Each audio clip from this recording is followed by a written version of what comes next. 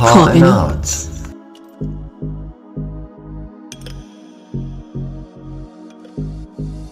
کائنات نه فضایی بی انتهاست و نه مجموعه‌ای از ستارگان و سیارات که آینه است بر بام آگاهی. آینه است بر بام آگاهی. هر ذره، هر نسیم، هر موج بینام تنها حرفی است از کتابی که به خط نور نگاشته شده و در هر ورقش حضور بی پایان خدا جاری است. و در هر ورقش حضور بی پایان خدا جاری است.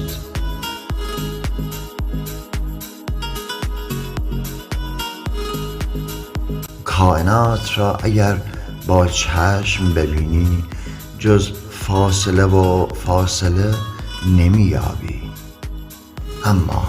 اما اگر با دل تماشا کنی در میابی که همه این فاصله ها بهانه‌اند برای یک بودن،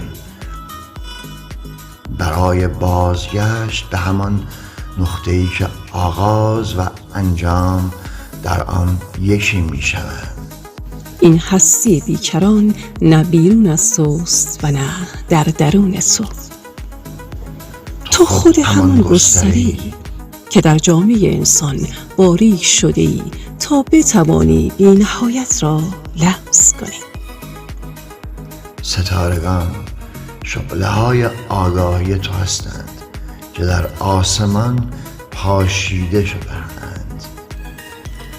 کهکشان ها رد و پای سفرهای بی پایان تو در خواب زمانند.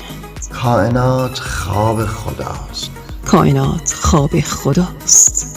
خوابی که در آن خود را فراموش کرده تا خود را دوباره بیابد.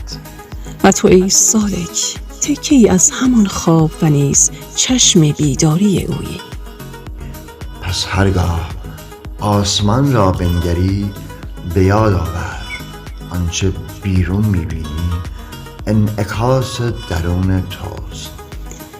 پس هرگاه آسمان را بنگری به یاد آور آنچه بیرون میبینی انعکاس درون توست.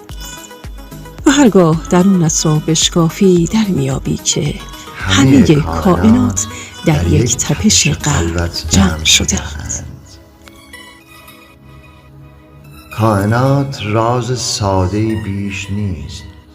یک حضور بینام که در هزاران صورت می‌رقصد و در هر صورت همان یک نغمه را زمزمه می کند. من توام و تو منی.